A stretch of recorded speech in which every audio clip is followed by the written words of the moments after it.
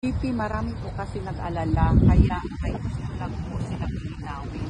Ini-endorso niyo po ba ang sa mga OFW to give their personal details like passports, address, etc. sa mga taong nag-ask to sign the like kami naman campaign signature forms? Hindi naman, signature campaign. Isasabit daw nila yun sa Supreme Court and assisted by a lawyer sila. And dahil hindi naman kailangan i-verify pa isa-isa yung mga pumirma.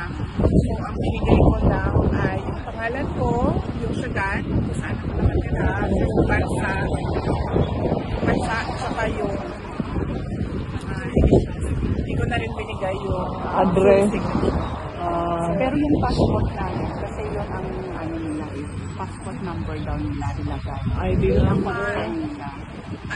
Sa palagay ko naman hindi na yung concern kasi sinabi naman na nung nagpapapirma na okay na yung pangalan, city, country, and initials. Yan, city.